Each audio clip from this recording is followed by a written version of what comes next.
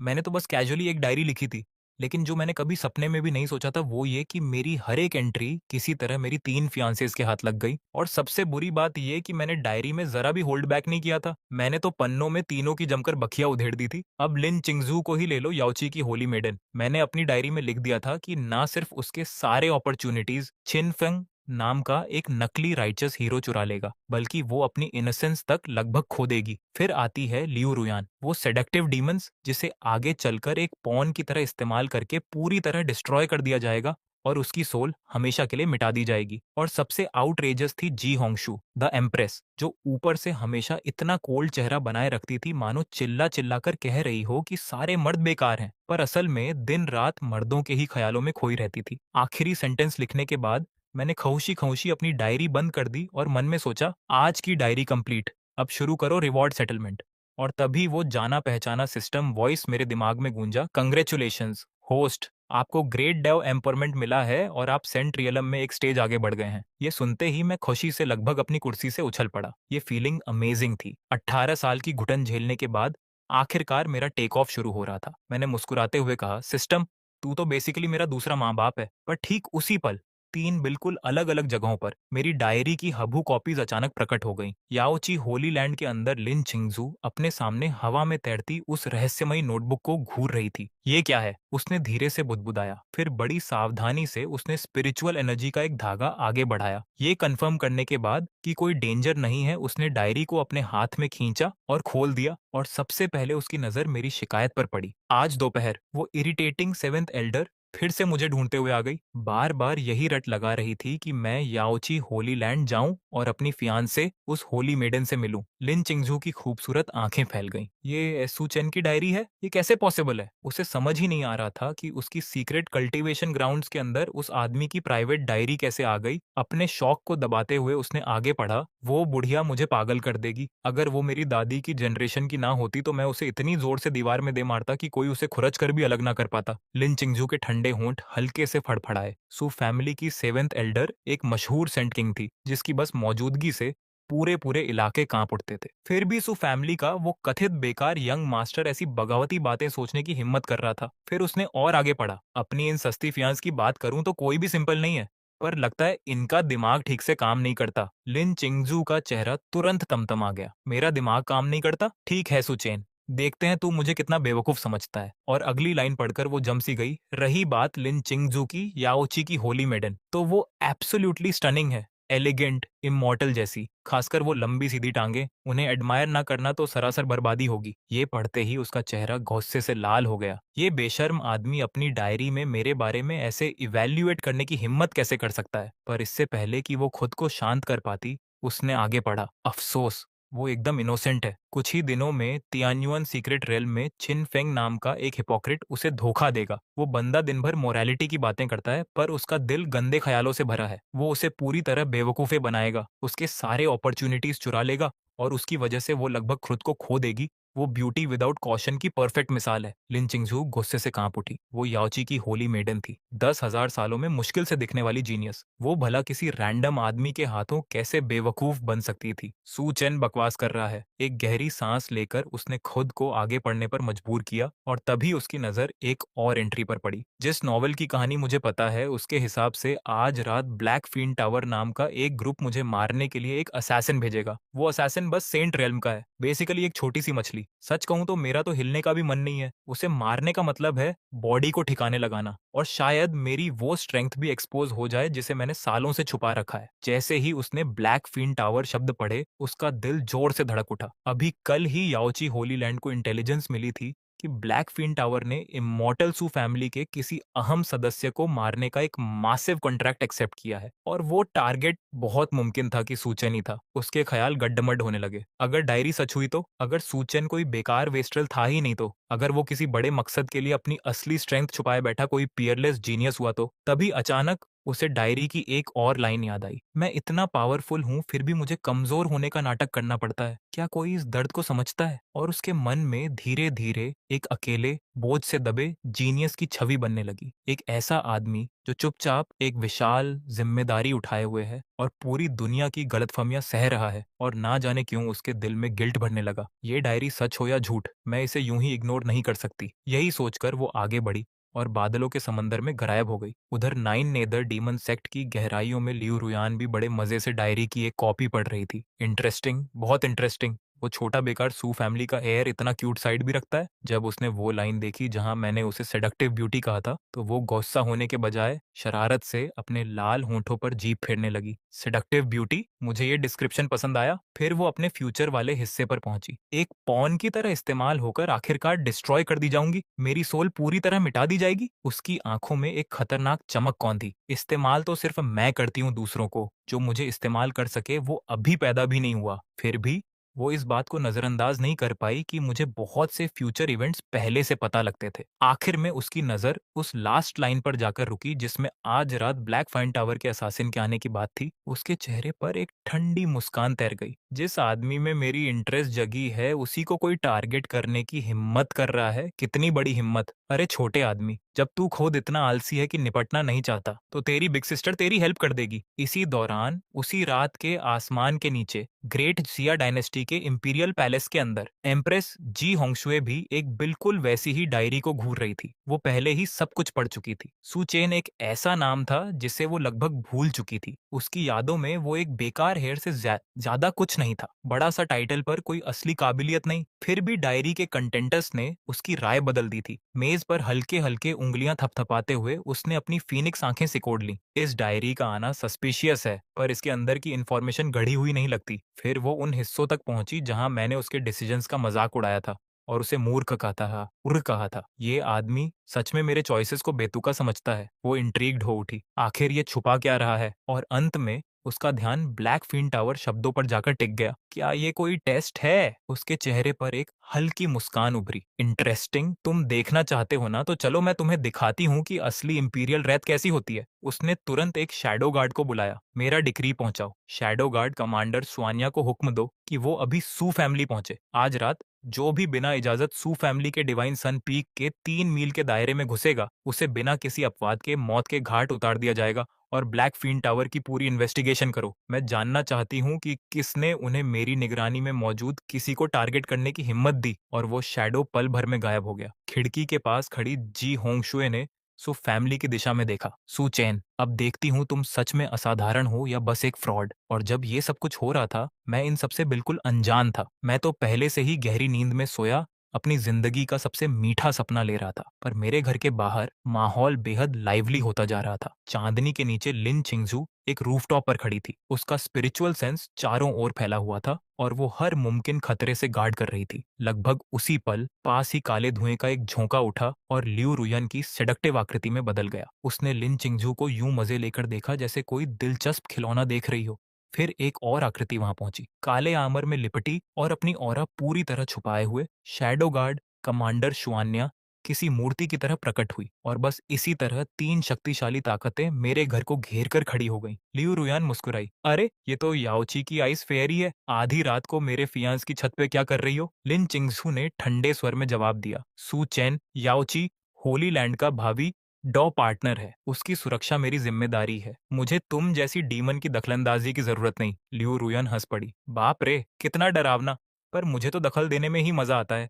और वैसे भी उस छोटे आदमी ने अपनी डायरी में तुम्हें इनोसेंट फूल कहा था ना। अगर तुम उसे बचा ना पाई और मजाक बन गई तो। लिन चिंगजू का गुस्सा फिर भड़क उठा। वो डायरी अब उसकी सबसे बड़ी कमजोरी बन चुकी थी। इससे पहले कि दोनों औरतें और आगे बढ़ती, हवा को चीरती एक बेहद हल्की, लगभग नामुमकिन सी आवाज गूंजी। एक काले कपड़ों वाली असैसिन चुपचाप सू फैमिली की डिफेंसेस पार कर गई। वो थी गोस्ट शैडो, ब्लैक फीन टावर की भेजी एक सेंट रेल्म एलीट असैसिन। उसके मन में पूरा सुकून था। ये मशहूर सू फैमिली कुछ खास नहीं है। सू चेन जैसे ऐश करने वाले बेकार को मारना तो बाएं हाथ का खेल है। और वो एक लगभग इनविजिबल शैडो में बदलकर मेरे कमरे की ओर लपकी। पर जैसे ही उसने कोर्टयार्ड में कदम रखा, लियू रुयान ने सबसे पहले वार किया। हाथ की एक लहर के साथ शुद्ध डेविलिश एनर्जी से बना एक विशाल डेमोनिक पंजा घोस्ट शैडो की ओर झपटा। डेमोनिक टेक्निक्स, दफा हो जाओ। लिन चिंगजू ने तुरंत शुद्ध सॉर्ड इंटेंट की एक तलवार चीर छोड़ी और ठीक उसी वक्त वो खामोश शुआनया भी आखिरकार हरकत में आई और सीधे असासिन के माथे की ओर एक काली सुई दाग दी। घोस्ट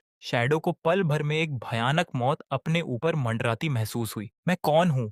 मैं कहाँ हूँ? मैं तो बस एक बेकार हेयर को मारने आई थी ना। अगले ही पल 3 भयानक हमले एक साथ उस पर टूट पड़े। ना कोई चीख, ना कोई स्ट्रगल। वो कुख्यात सेंट रेल असैसिन बस उस मिले-जुले हमले के नीचे अस्तित्व से ही मिट गई और रूफटॉप पर फिर से खामोशी छा गई। लियू रुयन की मुस्कान जम गई। क्या सच में तुम दोनों को मुझसे कॉम्पीट करना ही था? लिन चिंगजू ने उसे इग्नोर किया और शुआन्या की ओर देखा। वो काले आमर वाली औरत बेहद रहस्यमयी और शक्तिशाली थी। यहाँ तक कि लिन चिंगजू भी उसकी असैसिनेशन टेक्निक से सतर्क महसूस कर रही थी। शुआन्या पलटी और शांत स्वर में बोली, महारानी के आदेश से 3 मील के भीतर मौजूद हर गैर जरूरी तत्व को हटा दिया जाएगा। और माहौल फिर से तनावपूर्ण हो गया। असैसिन तो मर चुकी थी, पर ये तीनों औरतें मेरे साथ 3 अलग-अलग मैरिज कॉन्ट्रैक्ट्स का प्रतिनिधित्व कर रही थीं। आखिर असली फियांसे कौन थी? लियू रुयन ने जीभ चटकाई। तुम लोग बहुत जल्दी हरकत में आ गए। धूल का एक कण तक नहीं बचा। लिन चिंगजू ने ठंडेपन से जवाब दिया। खतरा खत्म हो चुका है। अब तुम मेरे फियांसे की छत से जा सकती हो। लियू रुयान ठहाका मारकर हंसी। तुम्हारा फियांसे? लिन चिंगजू, तुम्हारा दिमाग खराब हो गया है क्या? मेरे 9 नेदर डीमन सेक्ट का भी एक मैरिज कॉन्ट्रैक्ट है और वैसे भी उस छोटे आदमी ने तुम्हें दिमाग रहित सुंदरी कहा था ना।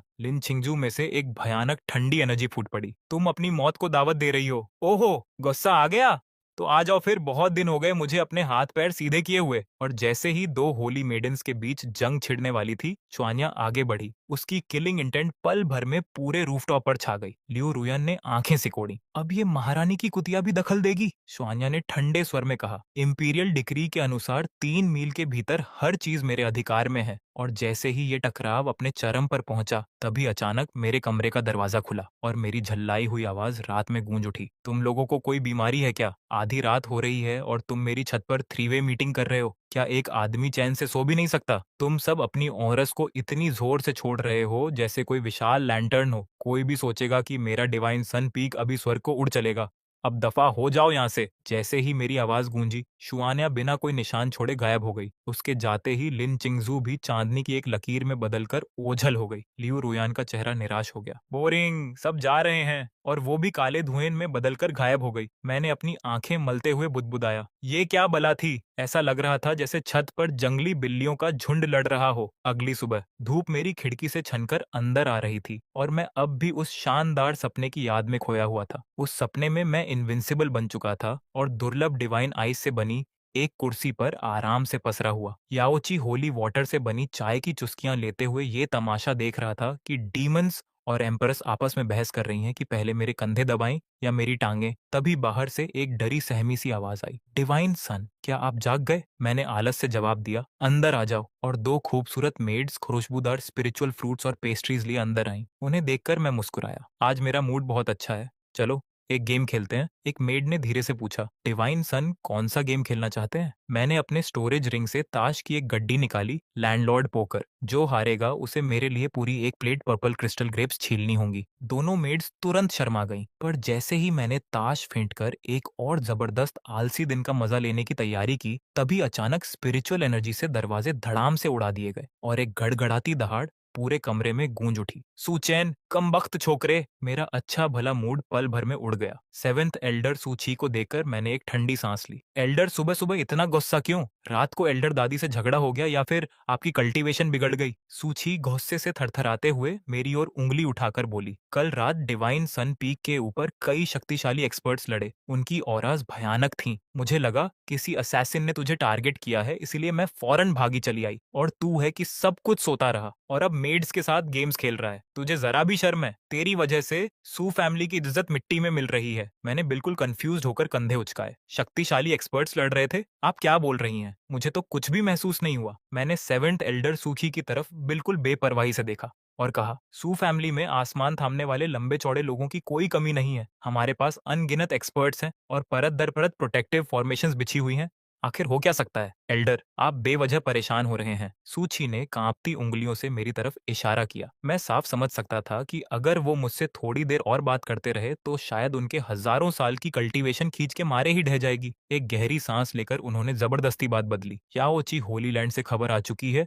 तुम्हें जल्द से जल्द निकलना है और होली मैडन लिन चिंगजू के साथ तियानायुआन सीक्रेट रियलम में जाना है। ये तुम दोनों के रिश्ते को आगे बढ़ाने का सबसे बेहतरीन मौका है और पूरी दुनिया के सामने खुद को साबित करने का भी तुम्हें जाना ही होगा। ये सुनते ही मैंने आंखें घुमा ली। सीक्रेट रेल्म, दिन भर मारकाट, सुनने में ही थका देने वाला लगता है। इससे तो अच्छा है मैं थोड़ी देर और सो लूं या नए कार्ड गेम के रूल्स सोच लूं, फीलिंग्स डेवलप करूं। मेरा तो अपने बेड के साथ रिश्ता पहले से ही बढ़िया है, मुझे किसी और की जरूरत नहीं। सूची लगभग फट पड़े। कमबख्त छोकरे, क्या तू इस बूढ़े को मौत के घाट उतार कर ही चैन लेगा? मैंने उन्हें हाथ हिलाकर टाला। ठीक है, सुन लिया मैंने। अब मक्खी की तरह भनभनाना बंद कीजिए। हो सकता है जब मेरा मूड अच्छा हो या जब मैं सोते सोते सच में ऊब जाऊं तब जाने के बारे में सोच लूं। तब तक प्लीज निकल जाइए। आप मेड्स के साथ मेरे एलिगेंट आर्टिस्टिक एक्सचेंजेस में खलल डाल रहे हैं। ये कहते हुए मैंने अपने ताश उठाए और उन दोनों घबराई हुई मेड्स की तरफ आंख मारी। चलो आगे खेलते हैं। किसकी बारी थी? सूची मुझे ऐसे घूरने लगे जैसे मैं किसी भी उम्मीद से परे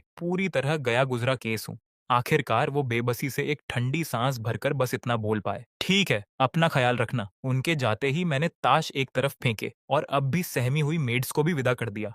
फिर बड़ी महारत से मैंने अपनी लग्जूरियस बीस्ट स्किन डायरी निकाली और लिखना शुरू किया। सुबह सुबह उस बूढ़े फॉसिल से लेक्चर सुनना सच में बुरी किस्मत थी। बूढ़ा बार बार यही रट लगाए जा रहा था कि कल रात डिवाइन सन पीक के ऊपर पावरफुल एक्सपर्ट्स लड़े और पूछ रहा था कि मैं ठीक तो हूँ। अरे मेरे साथ हो भी क्या सकता है? और अगर कुछ हो भी जाता तो वो उसकी प्रॉब्लम थोड़े ही है। हालांकि अब सोचता हूँ तो कल रात छत पर सच में बड़ी रौनकस थी। 3 औरस थीं, एक आइसबर्ग जैसी ठंडी, एक किसी फॉक्स स्पिरिट जैसी सेडक्टिव और आखिरी इतनी काली मानो कढ़ाई का पेंदा हो। जिस तरह की हलचल थी उससे लगता है उन तीनों ने मिलकर किसी बेचारे बदकिस्मत को पल भर में डिलीट कर दिया। मुझे सोचने की भी जरूरत नहीं, ये पक्का मेरी वही 3 सस्ती फरियांस थीं। ऊपर से तो सब ऐसे दिखाती हैं जैसे कोई फर्क नहीं पड़ता, पर इनकी हरकतें हैरानी की हद तक ईमानदार है। औरतें, मैं मुस्कुराते हुए आगे लिखता गया। फिर भी इन्होंने मेरी बहुत सारी झंझट बचा दी, वरना मुझे खरोद ही कचरा साफ करना पड़ता। कितनी माथापच्ची होती। इस लिहाज से देखूं तो ये 3 मैरिज कॉन्ट्रैक्ट्स पूरी तरह बेकार भी नहीं है। कम से कम मुझे 24 घंटे मुफ्त में काम करने वाले 3 टॉप टियर बॉडीगार्ड्स तो मिल ही गए। बुरा नहीं है। शायद अगली बार इन्हें इनाम में एक कमेमोरेटिव बैनर दे दूं और एम्प्लॉइज ऑफ द ईयर का खिताब बख्शिश दूं। यहाँ तक लिखते लिखते मैं अपनी ही डायरी पर हंसने लगा। अगर उन तीनों घमंडी औरतों को कभी पता चल जाए कि उनकी सारी मेहनत मेरी नजरों में बस एक बैनर के बराबर है तो उनके चेहरे कैसे होंगे मैं कल्पना भी नहीं कर सकता। फिर मैंने अपना ध्यान वापस 7th एल्डर की तरफ मोड़ा। वो बूढ़ा बार बार मुझे लिन चिंगझू के साथ तियान्युन सीक्रेट रेल में धकेलने की कोशिश कर रहा है ताकि हमारे बीच फीलिंग्स डेवलप हो जाए। फीलिंग्स डेवलप होंगी मेरी जूती, मैं उसे जानता तक हूँ क्या? उसके चेहरे और उन बेहद लंबी टांगों के अलावा मुझे उसके बारे में कुछ भी नहीं पता। खैर, अब इतना जरूर पता है कि वो भी एकदम इनोसेंट है। ऐसी किसी के साथ सीक्रेट रेल्म में घुसना तो बस मुसीबत को न्योता देना है। मैं गारंटी से कह सकता हूँ कि अगर मैं सच में उसके साथ गया तो उसकी भलमनसाहट मुझे किसी आफत में घसीट देगी। हमें कहीं कोई जख्मी छोटा सा जानवर मिल जाएगा और वो जिद पकड़ लेगी कि इसे बचाना है। फिर पता चलेगा कि वो किसी प्राचीन भयानक बीस्ट का बच्चा था और उसके माँ बाप प्रकट होकर हम दोनों का सफाया कर देंगे। ये प्लॉट मैंने नॉवेल्स में 1000 बार देखा है। तो नहीं, मैं किसी भी हालत में नहीं जा रहा, इस जन्म में तो बिल्कुल नहीं। इससे तो अच्छा है घर पर रहकर एक बेकार यंग मास्टर की जिंदगी का मजा लूं, है ना? कहीं ज्यादा बेहतर। अपनी सारी खींच निकालने के बाद आखिरकार मैं आज के असली स्पॉयलर्स के मुख्य मुद्दे पर आया। अगर मेरी कैलकुलेशन सही है तो तियान्युन सीक्रेट रेल्म करीब आधे महीने में खुलेगा। लिन चिंगझू जरूर अंदर जाएगी। वहां उसका असली मकसद है एक सेक्रेड मेडिसिन जिसका नाम है 9 लीफ रिनकनेशन ग्रास। अनगिनत मुश्किलों के बाद आखिरकार वो उसे ढूंढ निकालेगी, पर जैसे ही वो उसे तोड़ने वाली होगी तभी अचानक एक central purple lightning thunder lion प्रकट होगा और दोनों के बीच जान की बाजी वाली जंग छिड़ जाएगी। इसी दौरान हमारा प्रोटागोनिस्ट कहिन फेंग पहले से ही पास कहीं छुपा बैठा होगा। वो बड़े सब्र से इंतजार करेगा कि दोनों पक्ष बुरी तरह जख्मी और थककर चूर हो जाएं, तभी अपना दांव चलेगा। और हाँ, वो सीधे सामने तो आएगा नहीं, पहले वो एक बेहद छुपा हुआ पॉइजन नीडल चुपके से उस पहले से जख्मी थंडर लायन पे चलाएगा और उसे उसके आखिरी पलों की तरफ धकेल देगा। फिर बड़े नाटकीय अंदाज में झपटकर बाहर आएगा और लिन चिंगझू के लिए उस बीस्ट के आखिरी बेतहाशा हमले को अपने ऊपर रोक लेगा। सच कहूँ तो ऐसी एक्टिंग स्किल्स के लिए तो इसे ऑस्कर मिलना चाहिए। लिखते-लिखते मैं लगभग हँस ही पड़ा। ज़रा सोचो, एक चोज़न प्रोटैगनिस्ट बिल्कुल ऐन एक सेक्रेड मेडिसिन के पास ही प्रकट हो जाता है। ठीक तभी पहुँचता है जब दोनों पक्ष थक चुके हों और ऐन मौके पर सुंदरी को बचा भी लेता है। भला ये बकवास कौन मानेगा? खैर, शायद लिन चिंगजू मान ले। वो है ही ठीक उसी तरह की इनोसेंट फूल जो इसमें फंस जाएगी। फिर मैं आगे लिखता गया और असली घिनौना हिस्सा तो इसके बाद आता है। वो आखिरी हमला झेलने के बाद छिन फेंग ऐसा नाटक करेगा मानो बुरी तरह जख्मी हो, बस सांसें गिनती रह गई हो। हमारी भोली होली मेडन ने ऐसा मंजर पहले कभी देखा ही नहीं होगा, तो वो पूरी तरह पिघल जाएगी। वो फौरन याओची होली लैंड का सबसे कीमती हीलिंग ट्रेजर याओची लाइफ एसेंस निकालेगी और उस पर इस्तेमाल कर देगी, जिसकी एक बूंद किसी सेंट की कटी हुई बाह तक फिर से उगा सकती है और जिसे वो आम तौर पर खुद अपने ऊपर भी इस्तेमाल नहीं करती। जैसे ही चिन फेंग होश में आएगा, दोनों की ऑफिशियल जान पहचान हो जाएगी। फिर वो अपनी ग्रीन टी एक्टिंग स्किल्स झाड़ेगा और कहेगा कि वो तो बस यूं ही गुजर रहा था, पूरी नेकनियती से मदद की,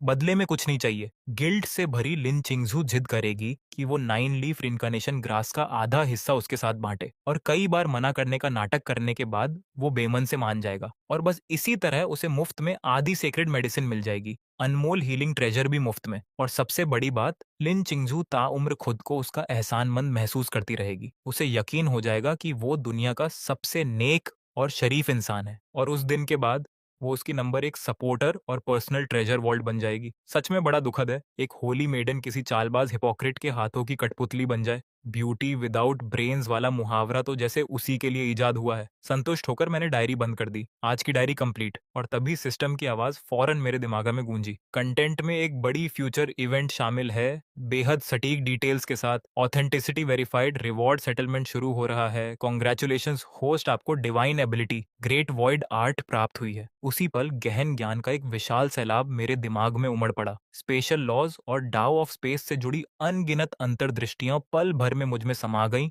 और समझ में आ गईं। और ठीक उसी वक्त डायरी की वो 3 कॉपीज एक बार फिर उन तीनों औरतों के सामने प्रकट हो गईं। उधर याओची होली लैंड में लिन चिंगजू अभी लौटी ही थी कि वो जानी पहचानी डायरी फिर से उसके सामने साकार हो उठी। लगभग अनजाने में ही उसने हाथ बढ़ाकर उसे खोल दिया और सबसे पहले उसकी नजर उन 3 औरतों के बारे में मेरे वर्णन पर पड़ी। एक आइसबर्ग जैसी ठंडी, एक फॉक्स स्पिरिट जैसी सेडक्टिव। लिन चिंगजू के होंठ बुरी तरह फड़फड़ाए। आइसबर्ग मैं ही हूं ना, उसने बुदबुदाया, और वो फॉक्स स्पिरिट वही डीमन औरत। चलो ठीक है। पर जब वो उस हिस्से पर पहुंची जहां मैंने उन्हें मुफ्त के बॉडीगार्ड्स कहा था और बैनर से इनाम देने की योजना बनाई थी, तो उसने लगभग दांत पीस लिए। ये कमीना, मैंने अपनी जान जोखिम में डालकर इसकी रक्षा की और ये बस मुझे एक बैनर देने के बारे में सोच रहा है। फिर भी उसने पढ़ना जारी रखा और तभी उसकी नजर उन शब्दों पर पड़ी, 9 लीफ रीइंकार्नेशन ग्रास। उसकी सांसें थम गईं, उसकी पुतलियां तेजी से सिकुड़ गईं। सुचेन को इतना कुछ कैसे पता हो सकता है? वो जैसे जैसे पढ़ती गई,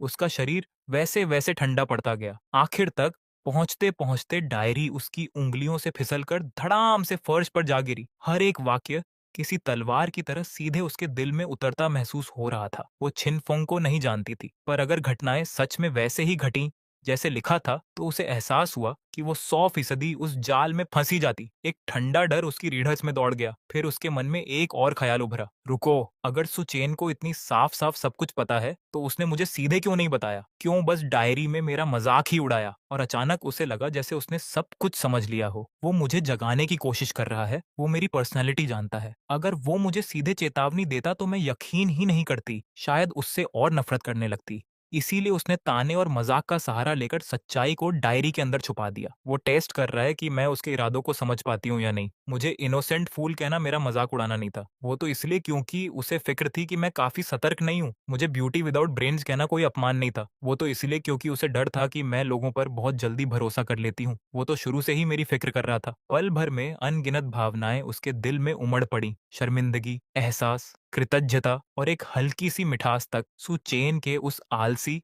और बेपरवाह बाहरी रूप के नीचे उसने अचानक एक ऐसे आदमी की कल्पना कर ली जो उसकी सुरक्षा की गहरी फिक्र दिल में लिए बैठा है। डायरी उठाकर उसने अभूतपूर्व दृढ़ता के साथ दूर क्षितिज की ओर देखा। सुचेन, अब मैं समझ गई। मैं त्यानायुआन सीक्रेट रियलम में जरूर जाऊंगी, पर इस बार मैं वो इनोसेंट फूल नहीं रहूंगी। इसी बीच 9 नेदर डीमन सेक्ट के अंदर लियू रुयान नई डायरी एंट्री पढ़ते हुए मुस्कुरा रही थी। जब उसने अपना जिक्र फॉक्स स्पिरिट जैसी सेडक्टिव के रूप में देखा, तो वो खुशी से खिलखिला उठी। छोटे आदमी, तेरी डिस्क्रिप्शंस में सच में जरा भी सुधार नहीं आया। पर मुझे पसंद है। फिर वो छिन-फंग वाले हिस्सों तक पहुंची। जैसे-जैसे वो पढ़ती गई, उसकी मुस्कान वैसे-वैसे और चौड़ी होती गई। इंटरेस्टिंग, ये किन-फेंग नाम का छोटा-सा कीड़ा तो काफी जहरीला है। Heroic rescue, emotional manipulation, treasures चुराना। सच कहूं तो इसके तरीके तो हमारे डीमन सेक्ट वालों से भी ज्यादा गंदे हैं। वो खिलखिलाई। लिन चिंगजू तो इतनी बेवकूफ है कि बिक जाए और फिर बिकने के पैसे भी खुद ही गिन दे। फिर भी जो उसे इस तरह पूरी तरह बेवकूफ बना सके, उसमें कुछ तो टैलेंट होगा ही। उसकी आंखों में एक उत्साह कौंधा, ठीक वैसा जैसे किसी शिकारी को कोई दिलचस्प शिकार मिल गया हो। कोई है, फौरन छिन फेंग की जांच करो, मुझे उसकी एक एक डिटेल चाहिए। उसके सबॉर्डिनेट के जाते ही लियो रुयन क्षितिज की ओर देखकर मुस्कुराई। छोटे आदमी, जब तुझे अपनी आईसी फियांसे की इतनी फिक्र है तो तेरी बिग सिस्टर खुद निगरानी रखेगी। अगर छिन फेंग ने अच्छा परफॉर्म किया तो शायद मैं तालियां बजा दूं, और अगर बुरा परफॉर्म किया तो मैं खुद उसे हमेशा हमेशा के लिए स्टेज से विदा करवा दूंगी। उधर ग्रेट सिया इंपीरियल पैलेस में जी होंगशुए भी नई प्रकट हुई डायरी को गहरी सोच में डूबी घूर रही थी। छिन फेंग की चालों के बारे में पढ़ने के बाद उसकी आंखें ठंडी पड़ गईं। वाह, क्या राइचस हीरो है, क्या जहरीला सांप है। धीरे धीरे उसे लगा कि वो मुझे और साफ समझने लगी है। तो इसीलिए सुचेन आलसी दिखता है। वो सच में आलसी है ही नहीं, वो तो पहले से ही पूरे बोर्ड के ऊपर बहुत ऊंचाई पे खड़ा है। उसे खुद कुछ करने की जरूरत ही नहीं। उसकी डायरी की चंद लाइंस ही कई टॉप पावर्स की चालों को हिला देने के लिए काफी हैं। उसकी नजरों में मैं किसी तरह एक छुपे हुए मास्टरमाइंड में बदल चुका था, जो अनदेखे धागों से पूरी दुनिया को नचा रहा हो। हल्के से मुस्कुराते हुए उसने एक बार फिर शुआन्या को बुलाया। क्विन फेंग की पूरी तरह जांच करो, मुझे उसका एक एक राज चाहिए। जब तियानायुआन सीक्रेट रियलम खुले तो खुद उस पर नजर रखना। अगर वो डायरी के मुताबिक हरकत करे तो सबूत इकट्ठा करना, और साथ ही याओची होली लैंड को एक बधाई का तोहफा भेजो। लिन चिंगजू को सोल ब्रेकिंग नीडल्स का एक डिब्बा दे देना। डायरी को धीरे धीरे गायब होते देख जी होंगशु ने आंखें सिकोड़ी। सुचेन, अब देखती हूँ तुम्हारा ये खेल आखिर कितना बड़ा है। और इसी बीच अपनी पैदा की हुई तूफान से पूरी तरह अनजान मैंने खुद को अपने कमरे में बंद कर लिया। ग्रेट वॉइड आर्ट हासिल करने के बाद मेरा इरादा था कि इसे परफेक्शन तक साध लूं। मैंने अपना कमरा दर्जनों साउंड प्रूफिंग और एंटी डिटेक्शन फॉर्मेशन से ढंक दिया और फिर संतोष से सिर हिलाया। अब मेहनत करने का वक्त है, एक और ज्यादा आराम तलब काउच पोटैटो बनने के लिए। मैं सुचैन आखिरकार ग्राइंडिंग शुरू करूंगा। पर जो मुझे नहीं पता था वो ये कि जब मैं अपनी आने वाली आलसी आलसी जिंदगी के लिए खौशी खौशी कल्टीवेशन कर रहा था, तब बाहर की पूरी दुनिया चंद कैजुअल डायरी एंट्रीज की वजह से पहले ही उलट पुलट हो चुकी थी। आखिरकार वो स्लॉटर हाउस खुलने वाला था। असली शो तो अब शुरू ही हो रहा था। इधर लिन चेंगजू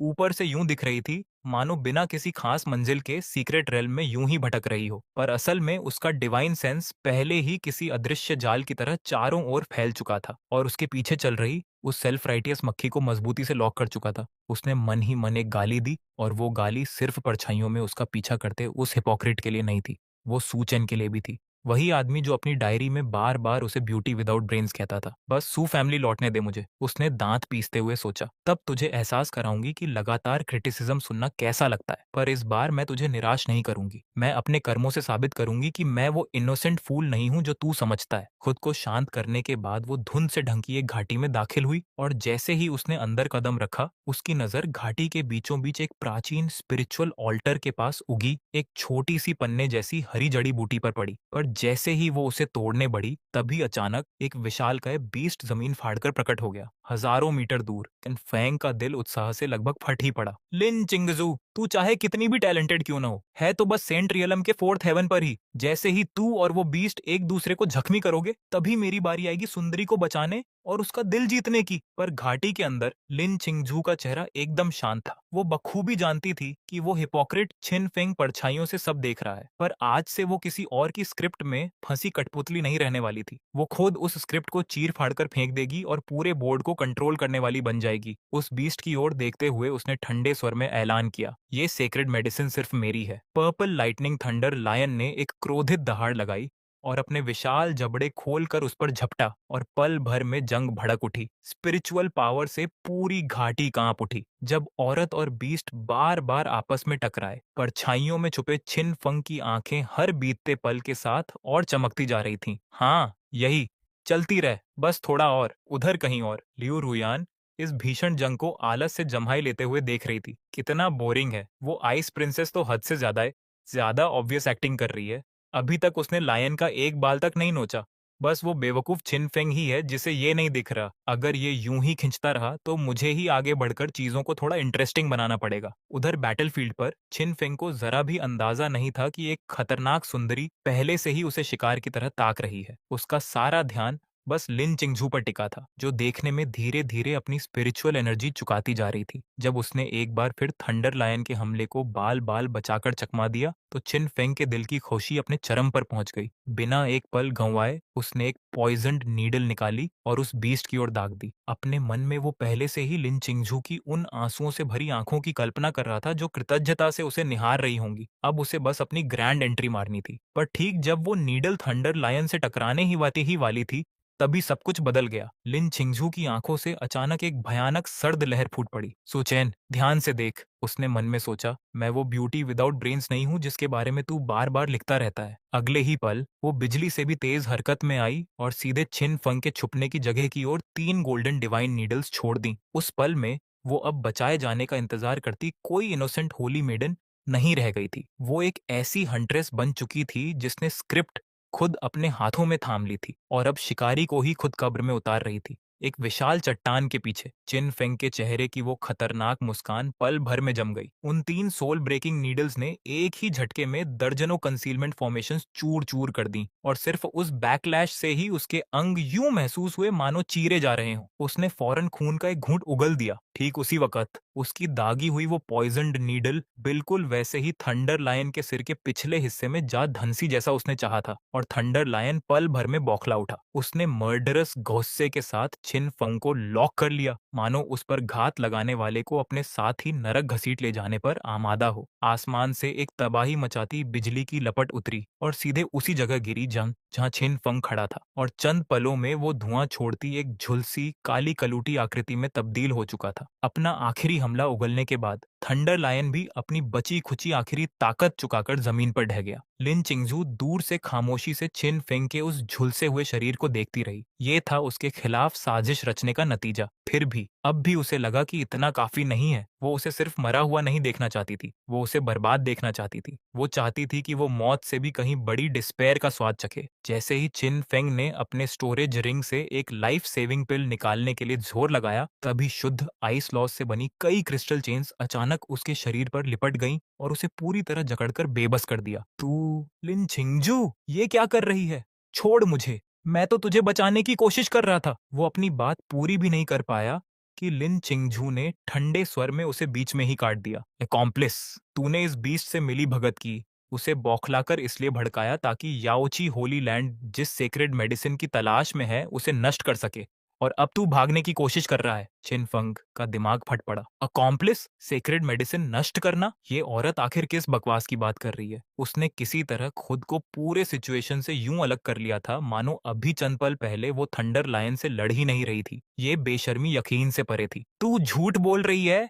बीस्ट से तो तू लड़ रही थी, मैं तो बस यहाँ से गुजर रहा था। लिन चिंगजू के खूबसूरत चेहरे पर एक हल्की सी मुस्कान तैर गई। उसने अपना हाथ उठाया और थंडर लायन की खोपड़ी में धंसी वो पॉइजन्ड नीडल काली रोशनी की एक लकीर बनकर वापस उसकी हथेली में आ गिरी। तो फिर इसकी सफाई दे, इस नीडल में सोल डिसॉल्विंग पॉइजन क्यों है? क्या कोई इनोसेंट राहगीर यूं ही अपने पास एक लुप्त हो चुका एंशिएंट पॉइजन लेकर घूमता है? या फिर तू मुझे ये बताएगा कि थंडर लायन ने खुद ही अपने सिर के पीछे नीडल घोंप ली? कखिन फेंक की पुतलियां बुरी तरह सिकुड़ गईं। तू तू आखिर है कौन? ठीक जब उसका दिमाग पूरी तरह उलझन में डूब रहा था, तभी दूर से एक सेडक्टिव आकृति धीरे धीरे उभरी। वंडरफुल, बिल्कुल वंडरफुल। लिu रुयान हंसते हुए तालियां बजाने लगी। याओची की होली मैडेन, तू तो हमारे डीमन सेक्ट के ज्यादातर लोगों से भी कहीं ज्यादा बेरहम है। लिन चिंगजू की नजरें पल भर में तीखी हो गईं। उसने लिu रुयान की मौजूदगी को जरा भी भांपा तक नहीं था। उस डीमोनेस की कंसीलमेंट टेक्निक्स वाकई भयानक थीं। अपनी ओर बरसती उस बर्फीली दुश्मनी को पूरी तरह नजरअंदाज करते हुए लिu रुयान चमकदार मुस्कान के साथ बोली, तूने आज सच में मेरी आंखें खोल दी। मैंने पूरी दुनिया घूमी है, अनगिनत कातिल और साजिशी देखे हैं, पर तेरी तरह काले को सफेद और सफेद को काला इतनी सफाई से करने वाला मैंने आज तक नहीं देखा। किसी और के चाकू से अपने दुश्मन को मारना, खुद को विक्टिम बना लेना, पूरी नैरेटिव अपने हाथ में रखना। तुझे पक्का यकीन है कि याओची होली लैंड कल्टीवेशन सिखाता है? मुझे तो ये एक्टिंग क्लासेस ज्यादा लगती हैं। उसका हर एक शब्द सीधे लिन चिंगजू की सबसे नाजुक नस पर जा लगा और तभी अचानक उसके मन में एक भयानक आशंका उभरी। कहीं लिu रुयन ने भी वो डायरी तो नहीं देख ली? जैसे जैसे ही ये ख्याल आया, लियू रुयान को देखने का उसका नजरिया पूरी तरह बदल गया। नाइन नेदर सेक्ट की डीमंस लिन चिंगजू ने ठंडे स्वर में कहा, ये याओची होली लैंड का अंदरूनी मामला है, इससे तेरा कोई लेना देना नहीं। अभी यहाँ से निकल जा, वरना आगे जो होगा उसके लिए मुझे दोष मत देना। ये कहते कहते उसकी हथेली में एक आइस लोटस उभर आया जो भयानक ठंडक बिखेर रहा था। लियू रुयान ने नाटकीय अंदाज में अपनी आंखें चौड़ी कर ली। बाप रे, कितना डरावना। फिर वो किन फेंक की ओर मुड़ी। बेचारा, तेरा हीरोइक रेस्क्यू वाला सारा सीन पूरी तरह बिखर गया। ना तो तू सुंदरी का दिल जीत पाया और अब तो लगता है अपनी जान भी गंवाने वाला है। ये कहते हुए उसकी एक उंगली से डेमोनिक एनर्जी का एक लगभग अदृश्य धागा निकला और सीधे चिन फंग के डांटियन में समा गया। उसके मुंह से फौरन एक रोंगटे खड़े कर देने वाली चीख निकल पड़ी। लियू रुयान और जोर से हंस पड़ी। जरा खुद को देख, बिल्कुल किसी खाल उधड़े जंगली कुत्ते जैसा लग रहा है। तुझे देखकर तो रोना आ जाए। काश तूने मेरा साथ चुना होता तो तेरी बिग सिस्टर तुझे एक शानदार जिंदगी की गारंटी देती। छिन फेंग ने अपने दांत इतनी जोर से भींचे कि वो लगभग चूर ही हो गए। तभी अचानक उसने अपने ही एसेंस ब्लड का एक घूंट उगल दिया। वो खून एक जटिल कैरेमिजी सिंबल में बदलकर उसके सामने हवा में तैरने लगा। उसकी आंखें बेइंतहा नफरत से जल उठीं। आज का ये अपमान मैं कभी नहीं भूलूंगा। एक दिन तुम दोनों को इसकी कीमत चुकानी होगी। जैसे ही वो खून के रंग वाला सिंबल प्रकट हुआ, लिन चिंगजू और लियू रुयान दोनों के चेहरे एक साथ गंभीर पड़ गए। इस होली मेडन के सामने तू सोचता है तू ऐसी कोई चीज इस्तेमाल करने के काबिल भी है? लियू रुयान ने ताना मारते हुए अपना हाथ उठाया और एक विशालकाय काला गोस्ट क्लॉ पल भर में हवा चीरता हुआ उस खून लाल रून की ओर झपटा। ठीक उसी पल लिन चिंगझू ने भी अनाइलेटिंग इंटेंट से भरी एक तबाही मचाने वाली सोर्ड स्ट्राइक छोड़ी। पर अफसोस, वो दोनों ही एक कदम पीछे रह गईं। वो ब्लड रून पहले ही एक्टिवेट हो चुका था और छिन फेंग को उनकी पहुंच से बाहर किसी अनजान जगह खींच ले गया। दोनों हमले पूरी तरह खाली गए और घाटी में एक बार फिर खामोशी लौट आई। लियू रुयान ने निराशा से जीभ चटकाई। कितना बोरिंग है, ये सच में भाग निकला। फिर उसने तिरछी नजर से लिन चिंगजू को देखा और शरारती अंदाज में मुस्कुराई। कितने अफसोस की बात है याओची की होली मेडन, तेरी परफेक्ट योजना में लगता है एक नन्हा सा एक्सीडेंट हो ही गया। पकी पकाई बत्तख भी हाथ से उड़ गई। लगता है तू उतनी इम्प्रेसिव है नहीं जितना तू खरूद को समझती थी। उधर लिन चिंगजू का चेहरा पहले से कहीं ज्यादा सिकिएदादेक ज्यादा स्याह पड़ चुका था। वो असंतुष्ट थी, पूरी तरह असंतुष्ट। चिन फेंग का यूं बच निकलना वो अंत नहीं था जो वो चाहती थी। धीरे धीरे उसकी ओर बढ़ते हुए लियू रुयन ने अपनी बाहें बांधी और मुस्कुराई। आइस प्रिंसेस, तेरा शिकार भाग गया। गुस्सा आ रहा है? चाहती है बिग सिस्टर उसे ढूंढ निकालने में तेरी मदद करे? मेरी 10,000 माइल सोल ट्रैकिंग टेक्निक काफी कारगर है। एक बार पकड़ लूं, फिर तू जो चाहे कर लेना। 1000 टुकड़ों में काट देना, उसकी सोल खींच लेना, अनंत काल तक तड़पाना। बस एक बार कह दे और मैं उसे तेरे लिए दबोच कर रखूंगी। लिन चिंगजू की नजर लियू रुयन पर जा टिकी। जैसे जैसे वो उसे परखती गई, वैसे वैसे उसे और यकीन होता गया कि ये डीमोनेस कुछ न कुछ छुपा रही है। लियू रुयन को तो जैसे पूरे सिचुएशन की एक एक डिटेल पता थी। वो एन सही वक्त पर प्रकट हुई थी और अब सू चेन का पीछा छोड़ने को तैयार ही नहीं थी। ये मनोरंजन की तलाश में भटकते किसी डीमन कल्टीवेटर की मामूली उत्सुकता नहीं थी। उसे डायरी के बारे में जरूर पता था। जैसे ही ये ख्याल उभरा, लिन चिंगजू को सू चेन का वो हैरतअंगेज सटीक वर्णन याद आ गया जिसमें उसने लियू रुयन को एक खतरनाक हद तक सेडक्टिव सुंदरी बताया था। अभी जिस तरह लियू रुयन मजे लेकर आग में घी डाल रही थी, उसे देखकर लिन चिंगजू के अंदर एक अजीब सी नामालूम सी चिढ़ पनपने लगी। अपने स्पॉइल समेटने के बाद उसने ठंडे स्वर में जवाब दिया, मेरे मामलों में तेरे दखल की जरूरत नहीं। फिर वो पलटी और सीक्रेट रेल्म से निकलने की तैयारी करने लगी। ये देखकर लियू रुयान ने फौरन उसके पीछे से पुकारा, अरे इतनी जल्दी मत जा आइस प्रिंसेस, बिग सिस्टर तो बस मदद ही करना चाहती है। उसकी मुस्कान और चौड़ी हो गई। हम बहुत जल्द फिर मिलेंगे और जब मिलेंगे तो शायद हमें एक बड़ी अहम बात पर चर्चा करनी चाहिए। लिन चिंगजू ठिठक गई, एक ब्यूटी विदाउट ब्रेन्स और एक सेडक्टिव ब्यूटी। जरा बता, तुझे क्या लगता है हर रात चोरी छिपे डायरी लिखने वाला हमारा वो छोटा आदमी आखिर किसे ज्यादा ज्यादा पसंद करता है? लिन चिंगजू एक पल के लिए जम सी गई, फिर बिना एक और शब्द कहे रोशनी की एक लकीर में बदलकर दूर क्षितिज में गायब हो गई। उसकी दूर जाती आकृति को देखते हुए लियू रुयान की मुस्कान और भी चमकदार हो उठी। अभी से घबरा गई? कितनी प्यारी है छोटे आदमी। लगता है तेरी आईसी फियांसे तो पूरी तरह डूब चुकी है। उसकी आंखों में एक खतरनाक चमक कौंधी। अफसोस की बात बस ये है कि मेरा पसंदीदा खेल हमेशा से यही रहा है, किसी की सबसे प्यारी चीज को उसी से चुरा लेना। उसके लाल होंठ ऊपर की ओर मुड़ गए। और तू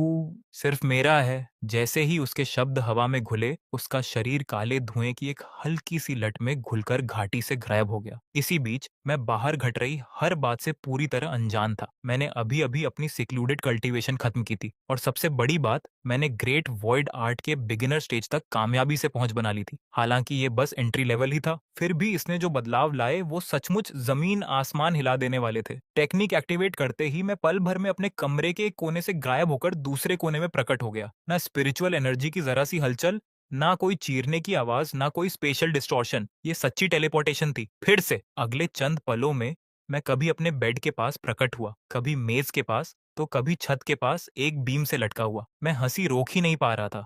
हा हा हा हा हा हा हा, ये ग्रेट वॉइड आर्ट तो सचमुच सिर्फ मेरे ही लिए बना है। मैं साफ महसूस कर सकता था। जब चाहूं मैं सीधे अपने आसपास के वॉइड में घुलकर अपनी मौजूदगी को पूरी तरह मिटा सकता था। यहाँ तक कि कोई सेंट किंग भी अपने डिवाइन सेंस से इंच इंच छानते हुए भी मुझे कभी नहीं ढूंढ पाएगा। और ये तो छोड़ो कि पल भर में हजारों मील का सफर तय कर लेने की काबिलियत तो अलग ही थी। अपने कमरे के बीचों बीच खड़ा मैं पहले से कहीं ज्यादा ज्यादा सेफ महसूस कर रहा था। 18 साल तक छुपते छुपाते रहने के बाद आखिरकार मुझे वो अल्टीमेट एबिलिटी मिल गई थी जिसका हर सतर्क आदमी सपना देखता है। जब जरूरत पड़े तब भाग खड़े होने की ताकत। सच कहूं तो ये तो सेंट रियल में ब्रेक थ्रू करने से भी ज्यादा शानदार फीलिंग थी। मैं अभी उसी खरोशी में डूबा ही था कि तभी बाहर से एक मेड की आवाज आई। डिवाइन सन, होली मेडन लिन चिंगजू आपसे मिलने आई हैं। ये शब्द सुनते ही मेरे दिमाग में डेंजर का एक जबरदस्त एहसास फट पड़ा। मजाक कर रही हो क्या? मैं लगभग उछल ही पड़ा। औरतें मुसीबत होती हैं, और उसमें भी खासकर फियांस। ये जगह अब सेफ नहीं रही। मुझे फौरन गायब होना होगा। पर जाऊं कहाँ? सू फैमिली का बगीचा? बहुत ऑब्वियस है, सेवेंथ एल्डर मुझे मिनटों में ढूंढ निकालेंगे। पूरी सू फैमिली ही छोड़ दूं? वो तो और भी बुरा है, बाहर तो खतरनाक है। ओरिजिनल कहानी में तो मैं एक विलेन था जो 300 चैप्टर से आगे बचता ही नहीं। कौन जाने कितने फ्यूचर प्रोटैगनिस्ट्स मुझे कुचलने के लिए घात लगाए बैठे हैं। अगर कोई बेशर्म सन ऑफ डेस्टिनी टकरा गया जो किसी डिवाइन वेपन से मुझे और मेरे आसपास के स्पेस को एक साथ लॉक कर दे तो? बिल्कुल नहीं। तभी मेरी नजर सू फैमिली के पुश्तैनी इलाके के सबसे गहरे हिस्से की ओर चली गई। एक फॉरबिडन इलाका जो हमेशा अराजक धुंध में लिपटा रहता था। सू फैमिली का back mountain forbidden zone. Novel dominating the immortal path के मुताबिक वो जगह किसी भयानक बीस्ट्स या जानलेवा फॉर्मेशंस की वजह से फॉरबिडन नहीं थी। वो इसलिए फॉरबिडन थी क्योंकि वहां के स्पेस लॉज पूरी तरह अराजक थे। पूरे इलाके में अंतहीन डायमेंशनल भूल भुलैया और स्पेशल क्रैक्स अपने आप बनते रहते थे। यहाँ तक कि सेंट किंग्स भी आयामों की दरारों में हमेशा के लिए फंसकर रह सकते थे। बाकी सबके लिए वो एक डेथ जोन थी, पर जो ग्रेट वॉइड आर्ट साधता हो उसके लिए वो तो जन्नत थी। बिना एक पल गंवाए मैंने ग्रेट वॉइड आर्ट एक्टिवेट की और खामोशी से उस फॉरबिडन जोन की ओर बढ़ चला। थोड़ी ही देर में अराजक धुंध का वो विशाल समंदर मेरे सामने आ गया। दूर से ही एक भयानक एंशिएंट ऑरा मुझ पर छा गई। धत, यहाँ का माहौल तो सच में काफी दमदार है। कोई भी इसे देखकर सोचेगा कि अंदर कोई इमॉर्टल ही सील किया गया है। अपनी उंगलियां चटकाते हुए मैं मुस्कुराया। जरा देखते हैं सो फैमिली के पुरखों का बनाया ये प्रोटेक्टिव शेल आखिर कितना मजबूत है। ग्रेट वर्ल्ड आर्ट को उसकी हद तक धकेलते हुए मैंने खुद को स्पेशियल डस्ट के एक बेहद मामूली कण में बदल लिया और सीधे उस अराजक धुंध में गोता लगा दिया जो सेंट्स तक की जान ले सकती थी। इसके बाद जो हुआ वो लगभग शर्मनाक था। जिन जानलेवा फॉर्मेशंस को घुसपैठियों का सफाया कर देना चाहिए था, वो मेरी मौजूदगी तक को भांप नहीं पाई। स्पेशल ऑर्डर की जंजीरें हवा में बेतहाशा नाचती रहीं, बेचैनी से एक ऐसे टारगेट को ढूंढती रहीं जिसे वो लॉक ही नहीं कर पा रही थी। वो भयानक अराजक डेथ एनर्जी बस सीधे मेरे अभौतिक शरीर के आर पार गुजर गई, मेरी आस्तीन का एक कोना तक नहीं छू पाई। मैंने अविश्वास से चारों ओर देखा। बस इतना ही, मुझसे हंसे बिना रहा नहीं गया। पुरखो, आपकी फॉर्मेशंस तो कुछ निराश ही कर रही हैं। उस जमाने में फंडिंग की कमी पड़ गई थी क्या? कंस्ट्रक्शन के वक्त किसी ने घपला कर दिया था क्या? एक के बाद एक जानलेवा फॉर्मेशन से यूं आराम से गुजरते हुए मैं खुद को ऐसा मैक्स लेवल प्लेयर महसूस कर रहा था जिसने इनविंसिबिलिटी चीट्स ऑन कर रखे हों, और जो गलती से वापस किसी बिगिनर विलेज में आ भटका हो। मॉन्स्टर्स लकड़ी के डंडे लिए मुझ पर टूट पड़ रहे थे, अपनी पूरी जान लगा रहे थे, फिर भी एक पॉइंट डैमेज तक नहीं कर पा रहे थे। और जैसे जैसे मैं फॉरबिडन जोन में और गहरे बढ़ता गया, सुपरियॉरिटी की वो नशीली फीलिंग मेरे अंदर तेजी से उमड़ती चली गई। प्राचीन ऑल्टर के ऊपर 9 विशालकाय डिवाइन चेन्स 9 अलग अलग डायमेंशन से खींचती चली आ रही थीं, खुद वॉइड को चीरती हुई, और वो एक धड़कते हुए विशाल लाइट के गोले को कसकर जकड़े हुए थीं, जो देखने में हूबहू किसी जिंदा दिल जैसा लग रहा था। उसकी गहराई में भारी और दम घोंटू धड़कनें बार बार गूंज रही थीं। जैसे ही मेरी नजर उस पर पड़ी, मेरे रोंगटे खड़े हो गए। ये आखिर क्या बला है? मेरे मुंह से लगभग गाली ही निकल पड़ी। एक मिनट रुको, ये तो नॉवल में था ही नहीं। मेरी सर्वाइवल इंस्टिंक्ट्स फौरन जाग उठी। ना बाबा ना, बिल्कुल नहीं, यहाँ से निकलने का वक्त आ गया। मैं ग्रेट वॉइड आर्ट एक्टिवेट करके अपनी जान बचाकर भागने की तैयारी कर ही रहा था कि तभी मेरा डिवाइन सेंस गलती से उस विशाल लाइट के गोले की सतह पर फिसल गया। ठीक उसके बीचों बीच, जहां 9 डिवाइन चेन्स आकर मिलती थीं, मैंने एक लगभग अदृश्य सी दरार देखी और उस नन्ही सी दरार से एक ऐसी ऑरा रिस रही थी जो एक साथ बेइंतहा पवित्र और गहराई तक शैतानी थी। मेरे कदम पल भर में रुक गए। इस विशाल फॉर्मेशन के अंदर कैद चीज यकीनन कोई हानिरहित चीज नहीं थी। अगर सू फैमिली के पुरखों ने इसे सील करने के लिए इतनी बेतुकी हद तक मेहनत की थी, तो 99% चांस यही था कि ये कोई दुनिया मिटा देने वाला मॉन्स्टर ही होगा। पर तभी मन में एक और ख्याल उभरा, इस सील में दरार आखिर है क्यों? क्या बस वक्त ने इसे कमजोर कर दिया, या फिर इसे जानबूझकर छोड़ा गया था? जैसे जैसे मैं सोचता गया, वैसे वैसे मेरे दिमाग में और बेतुके आइडियाज बढ़ते गए। क्या पता ये कोई भयानक बुराई हो ही नहीं? क्या पता ये असल में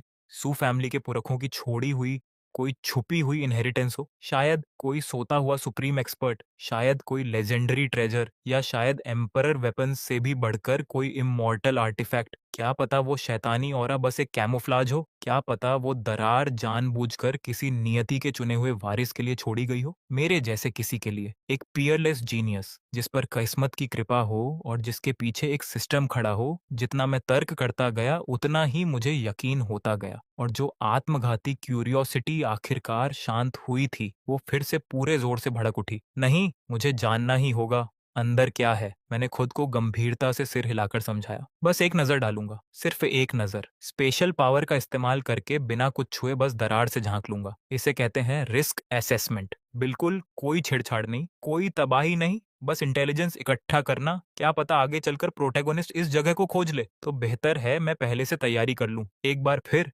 मैंने कामयाबी से खुद को मना लिया। खामोशी से रिस्ट्रिक्शंस की परतों में से फिसलते हुए मैं उस विशाल गोले के बीचों बीच बनी दरार के पास पहुंचा। अपने डिवाइन सेंस को धूल के कण से भी छोटे स्पेशल पावर के एक धागे से जोड़कर मैंने बड़ी सावधानी से उसे उस दरार की ओर बढ़ाया। पर जिस पल वो धागा उस दरार के ठंडे किनारे से छुआ, तभी कयामत टूट पड़ी। एक भयानक विल अचानक जाग उठी। पूरा प्राचीन ऑल्टर कान फाड़ देने वाली गर्जनाओं से फट पड़ा। उसकी सतह पर अनगिनत सोए हुए रून्स जगमगा उठे। ठीक उसी वक्त आसमान और जमीन को जोड़ती वो 9 डिवाइन चेन्स किसी क्रोधित ड्रैगन की तरह बुरी तरह थरथरा उठी, और उस कनेक्शन के जरिए एक जबरदस्त बैकलैश सीधे मेरी ओर उमड़ पड़ा। मेरी सोल तो जैसे दहशत से चीख ही पड़ी। Oh shit! मैं डर के मारे लगभग उछल ही पड़ा। गड़बड़ कर दी, इस बार सच में बड़ी गड़बड़ कर दी। अगले ही पल वो भयानक ताकत सीधे सील के सबसे कमजोर हिस्से यानी उसी दरार पर जा टकराई, और वो नन्ही सी दरार पल भर में फैलने लगी। नहीं, ना ना ना ना! मैं बेबसी से चिल्ला उठा। पर अफसोस, उस दरार ने मेरी आपत्तियों पर जरा भी ध्यान नहीं दिया। वो और फैलती गई और फैलती गई, यहाँ तक कि पूरे पुश्तैनी इलाके को हिला देने वाले एक भयानक धमाके के साथ पहली डिवाइन चेन चटक गई, फिर दूसरी, फिर तीसरी, और मेरी दहशत से भरी निगाहों के सामने 9 की 9 चेन्स अनगिनत सुनहरे टुकड़ों में बिखर गईं। वो विशाल लाइट का गोला फट पड़ा, और डिमोनिक एनर्जी का एक ऐसा सैलाब बाहर उमड़ा जिसे बयान करना नामुमकिन था। फॉरबिडन जोन की रक्षा करती वो अराजक धुंध पल भर में निगल ली गई, और चंद ही पलों में सू फैमिली के ऊपर का साफ आसमान पूरी तरह काला पड़ गया। अनगिनत डिसाइपल्स और सेवक उस कुचल देने वाले दबाव के नीचे जमीन पर ढह गए। मेरा चेहरा फक पड़ गया। खत्म, अब तो मैं गया। तभी उमड़ती डेमोनिक एनर्जी के बीचों बीच से एक हंसी गूंजी। 10,000 साल, पूरे 10,000 साल। आखिरकार ये आसन आजाद हो गया। अंधेरे में से एक आकृति धीरे धीरे उभरी। उसने एक गहरी सांस ली और शुद्ध संतोष से मुस्कुराई। आजादी की हवा वाकई कितनी शानदार है। फिर उसकी खरमिजी आंखें मुझ पर आ टिकीं। उसके होठों से एक शरारती हंसी छूट पड़ी। कितना हैंडसम छोटा आदमी है। तेरी ऑरा इतनी पवित्र है, इतनी साफ कि मन कर रहा है इसे थोड़ा गंदा कर दूं। इससे पहले कि मैं कोई रिएक्ट कर पाता, वो किसी परछाई की तरह सीधे मेरे सामने आ खड़ी हुई। दुनिया में वापस आने के बाद तू मेरे पहले टॉय के तौर पर बिल्कुल फिट रहेगा। इसी बीच पूरी सू फैमिली अफरा तफरी में डूब चुकी थी। पुश्तैनी इलाके की गहराई में एक बूढ़ा एंसेस्टर आसमान में जा उठा। ये औरा द फॉलन इमॉर्टल कहीं और डिवाइन सोर्स से सील की गई एक गुफा से एक अधेड़ उम्र का आदमी निकला। डेमनिक ओनल्टर का सील टूट गया है। किसने हमारी सू फैमिली की बुनियाद को छेड़ा? पूरे परिवार में खतरे की घंटियां बज उठीं। हर कीमत पर उसे फिर से सील करो। अगर वो पूरी तरह भाग निकली तो आज की ये आफत हम सबको मिटा सकती है। उधर एल्डर हॉल में चंद पल पहले ही सेवेंथ एल्डर सुची बड़े जोश से हायर अप्स को लेक्चर पिला रहे थे। जरा देखो अपने आप को, उन्होंने डिवाइन सन पीक की ओर इशारा करते हुए चिल्लाकर कहा। डिवाइन सन 10 दिनों से सिक्लूजन में सोता पड़ा है, पूरे 10 दिन। अगर उसने उस मेहनत का 1% भी कल्टीवेशन में लगाया होता तो अब तक शायद सेंट किंग बन चुका होता। ऐसी नियति को ललकारने वाली टैलेंट सोने में बर्बाद हो रही है। मेरा तो दिल दुखता है। बाकी एल्डर्स बस बेबसी से मुस्कुरा भर सके। तभी अचानक फॉरबिडन जोन से वो डिमोनिक एनर्जी फूट पड़ी। सूची का चेहरा जम गया। काले पड़ते आसमान की ओर देखते हुए उन्होंने वो ऑरा पल भर में पहचान ली। उनका चेहरा मौत की तरह पीला पड़ गया। नामुमकिन, वो सील, द फॉलन इमॉर्टल। उनकी आंखों में निराशा भर गई। सो फैमिली का सर्वनाश हो गया। फिर उनका डिवाइन सेंस फॉरबिडन जोन तक पहुंचा।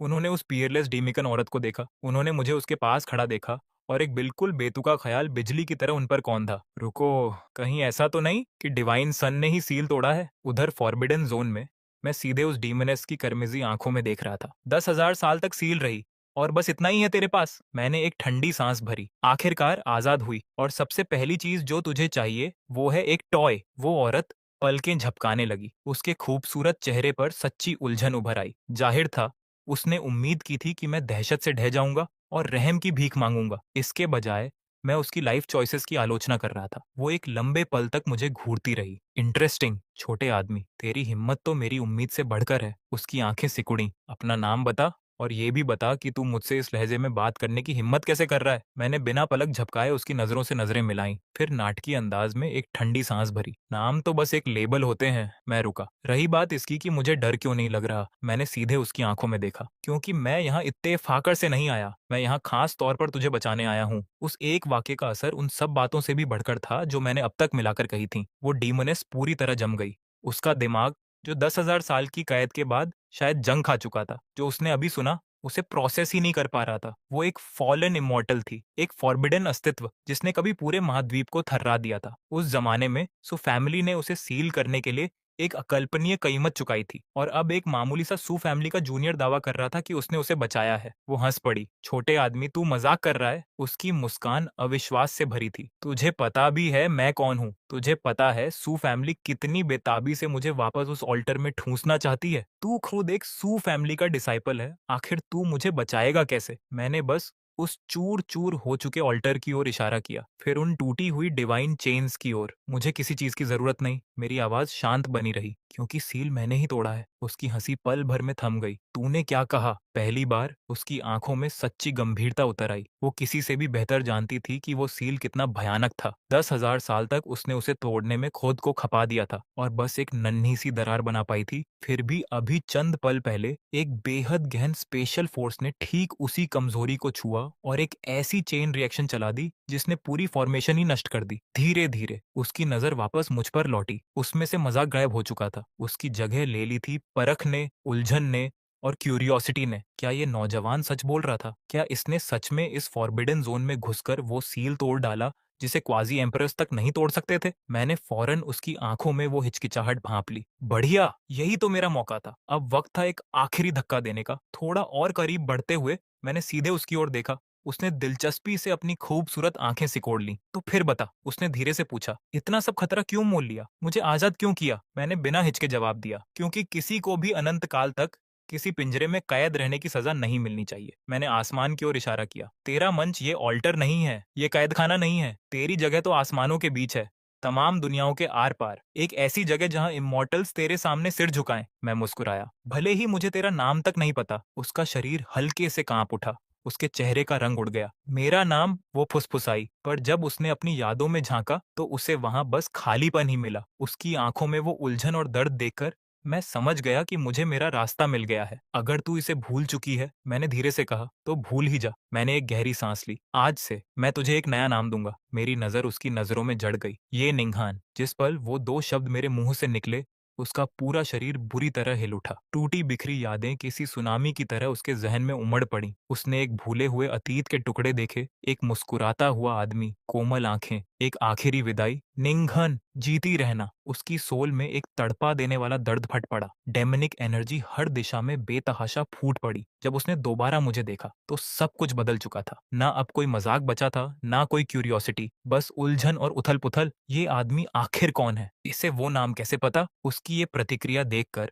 मुझे अपनी पीठ पर ठंडा पसीना बहता महसूस हुआ। अरे नहीं, मेरा दिल बैठ गया। मैंने हद पार कर दी। वो खतरनाक हद तक कंट्रोल खोने के करीब लग रही थी। अगर वो अभी बौखला गई तो मैं मर गया। मुझे एक आखिरी दांव चलना ही होगा। एक गहरी सांस लेकर मैंने आसपास सब कुछ चीर देती उस हिंसक डिमोनिक एनर्जी को नजरअंदाज किया और एक बार फिर उसकी ओर करीब बढ़ा। फिर अपनी पूरी हिम्मत बटोर कर मैंने अपनी जिंदगी की सबसे पागलपन भरी बात कह डाली। ये निंघन, मैंने सीधे उसकी आंखों में देखा। मैं नहीं चाहता कि तू मेरा टॉय बने। मैं रुका। मैं चाहता हूँ कि तू मेरी वाइफ बने। खामोशी, मुकम्मल खामोशी। वक्त खुद जैसे थम गया हो। 1 सेकंड, 2 सेकंड, 3। मुझे लगा जैसे मैं खुद आसमान से अपने फैसले का इंतजार कर रहा हूँ। आखिरकार ये निंघन हिली और मेरी हैरानी की हद न रही। उसने मुझे मारा नहीं, वो गुस्सा नहीं हुई, वो भावुक भी नहीं दिखी। इसके बजाय उसने हल्के से अपना सिर टेढ़ा किया और मुझे परखने लगी। फिर वो मुस्कुराई। वो नाम, उसने धीरे से कहा, मुझे मंजूर है। उसकी कखिरमिजी आंखें सिकुड़ी। छोटे आदमी, अब तू मुझसे बचकर नहीं भाग पाएगा। अगले ही पल वो काली रोशनी की एक लकीर में बदलकर गायब हो गई। सू फैमिली पर छाई वो अंतहीन डिमोनिक एनर्जी तेजी से यूं गायब होने लगी मानो कुछ हुआ ही ना हो। मैं राहत के मारे जमीन पर ढह पड़ा। मेरे शरीर की हर मांसपेशी थकान से चीख रही थी। बाप रे! मैं हांफते हुए बोला, मैं सच में बच गया। कुछ देर वहीं पड़े रहने के बाद मुझे ये निंघन की आंखों की वो चमक और उसके आखिरी शब्द याद आए। मेरी रीढ़ में एक सिहरन दौड़ गई। कहीं मुझ पर अभी अभी किसी एंशिएंट डीमनेस ने अपना निशान तो नहीं लगा दिया? और उससे भी बुरी बात, बचने के चक्कर में मैंने गालिबन शादी का प्रस्ताव तक दे डाला था। मेरी शांत आलसी जिंदगी हर गुजरते पल के साथ और स्याह होती जा रही थी। नहीं, मुझे नींद चाहिए, अभी और इसी वक्त। पर अफसोस, ठीक जब मैं ग्रेट वॉइड आर्ट के सहारे चोरी छिपे डिवाइन सन पीक लौटने की तैयारी कर रहा था, तभी आसमान से 1 दर्जन से भी ज्यादा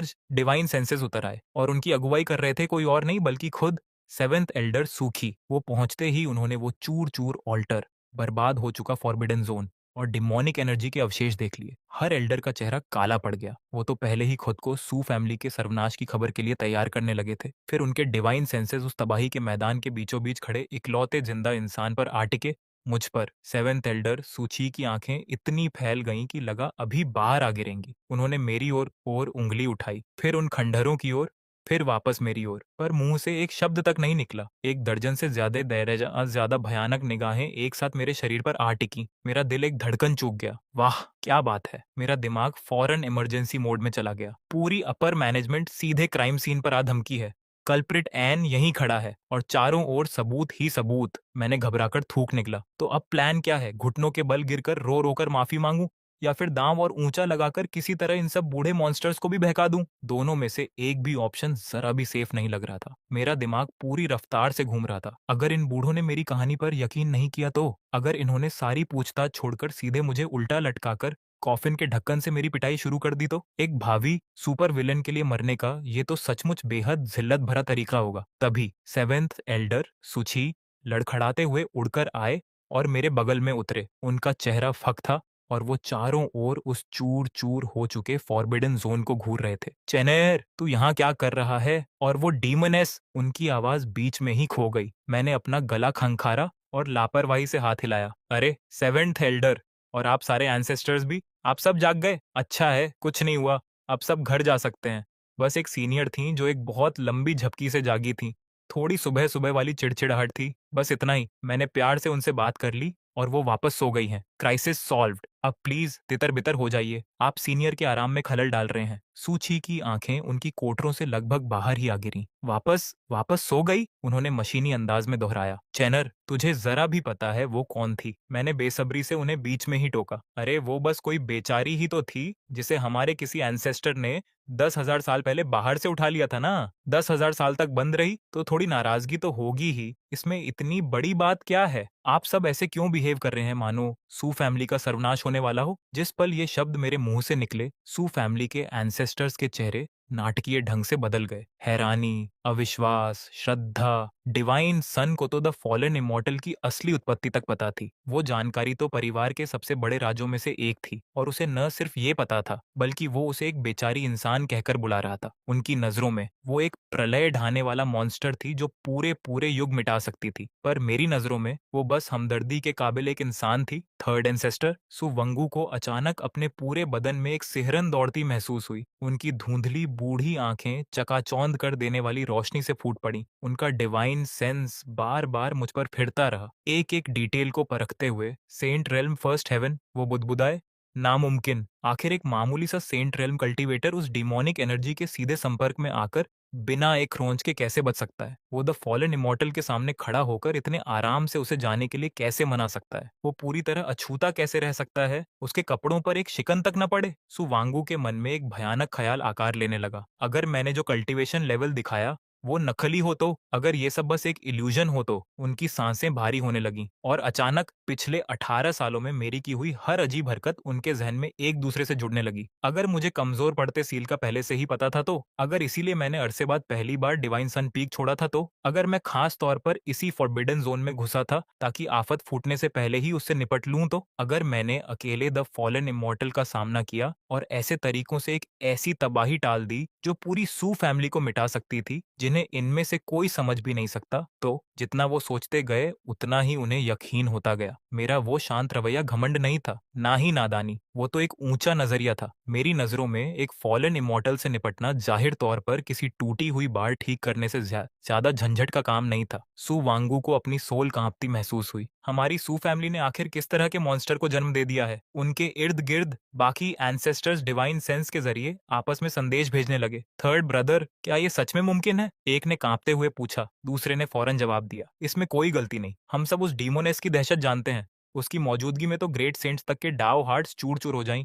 पर जरा डिवाइन सन को देखो, वो न सिर्फ बेखरोंच है, बल्कि उसकी ऑरा में जरा सी भी हलचल नहीं हुई। क्या ये कोई सेंट रेल्म कल्टीवेटर कर सकता है? आखिरकार सु वांगू ने पूरे यकीन के साथ कहा। अभी थोड़ी देर पहले मैंने चुपके से मायरियड ओरिजिन डिवाइन टेक्निक से उसकी जांच की। उसका डाव हार्ट कल्पना से परे स्थिर है। उसकी सोल किसी अंतहीन समंदर जैसी विशाल है। उसकी असली कल्टीवेशन तो कब की हमारी समझ की हद पार कर चुकी है। वो सेंट रेल्म फर्स्ट हेवन वाली ऑरा तो बस दुनिया को धोखा देने के लिए ओढ़ा गया एक भेस है। उनकी आवाज हल्के से कांपी। हम सब 18 साल तक अंधे बने रहे। आसपास खड़े एंस्टर्स सन्न रह गए। वो खुद को परिवार का रक्षक समझते थे, सो फैमिली के भविष्य को थामने वाले खंभे। फिर भी उनमें से किसी को कभी एहसास तक नहीं हुआ कि जिस डिवाइन सन पर वो तरस खाते और फिक्र करते रहे, वो असल में एक छुपा हुआ सुप्रीम बीइंग हो सकता है। इधर सूची वहीं पूरी तरह हक्के बक्के खड़े रह गए। उन्होंने एंसेस्टर्स की ओर देखा, जिनकी आंखें अब लगभग धार्मिक श्रद्धा से जल रही थीं। फिर वापस मेरी ओर देखा। उनकी दुनिया ढहने लगी थी। इसने सच में द फॉलन इमॉर्टल को बातों में उलझाकर जाने के लिए मना लिया? वो बुदबुदाए। क्या सच में इतना आसान हो सकता है? पर मेरे उस एकदम बेफिक्र चेहरे को देखकर और एंसेटर्स की प्रतिक्रियाओं को मिलाकर वो खुद हकीकत की अपनी समझ पर ही शक करने लगे। शायद शायद चैनर ने सच में एक ऐसा रियलम हासिल कर लिया है जो उनकी कल्पना से भी परे है। ठीक जब सूची का पूरा नजरिया जड़ से नए सिरे से बन रहा था, थर्ड एंसेस्टर सुवांग आगे बढ़े। और फिर सबकी हैरानी की हद न रही जब उन्होंने बड़े आदर से मेरी ओर झुककर प्रणाम किया। सुवांग, फेलो डाओइस्ट का अभिवादन करते हैं। मेरा तो गला ही रूंध गया। फेलो डाओइस्ट। मैं उस बूढ़े को घूरने लगा। ये बंदा आखिर है कौन? मैंने मन में सोचा, ये कोई नया स्कैम है क्या? हम इतने करीब तो नहीं है, बूढ़े बाबा। पर ऊपर से मैंने अपना शांत भाव बनाए रखा और बस सिर हिला दिया। मेरी ये प्रतिक्रिया देखकर सुवांगू को और भी यकीन हो गया। जाहिर है, एक सच्चा एक्सपर्ट भला ऐसी दिखावटी औपचारिकताओं की परवाह क्यों करेगा। पलटकर उन्होंने वहां जमा एल्डर्स और एंसेस्टर्स को अभूतपूर्व गंभीरता से संबोधित किया। आज के इस दिन से यहाँ जो कुछ भी हुआ है वो सू फैमिली का सर्वोच्च स्तर का राज्य है। जिसने भी एक शब्द तक लीक किया उसे गद्दार माना जाएगा और मैं खुद उसे मौत के घाट उतारूंगा। फिर उन्होंने सू ची की ओर देखा। आज से डिवाइन सन सुचेन को सु फैमिली के इतिहास का सबसे महान जीनियस माना जाएगा। वो युगों का हिसाब लगा सकता है, आसमान और जमीन को उलट सकता है, और उसका चरित्र पिछले सारे एंसेस्टर्स से भी बढ़कर है। जब डिवाइन सन हमारे साथ है तो हमारी सू फैमिली को इस गोल्डन एज से डरने की क्या जरूरत? हम 9 हेवंस पर राज क्यों न करें? उनकी ये घोषणा हर एक पर किसी आसमानी बिजली की तरह गिरी, एक के बाद एक। एल्डर्स और एंसेस्टर्स मेरी ओर गहराई से झुकते चले गए। डिवाइन सन युगों युगों में अद्वितीय है। डिवाइन सन आसमान के नीचे बेजोड़ है। सु फैमिली का भविष्य डिवाइन सन के हाथों में है। सुची की आंखों के आगे अंधेरा छा गया। वो लगभग वहीं बेहोश ही हो गए। 18 साल तक वो एक ऐसे अकल्पनीय शक्ति वाले अस्तित्व के पीछे दौड़ते रहे थे। उसे और मेहनत से कल्टीवेशन करने को कहते रहे, जिम्मेदारी के लेक्चर पिलाते रहे और यहाँ तक कि उसे नालायक छोकरा तक कहते रहे। अचानक उनकी टांगें जवाब दे गईं।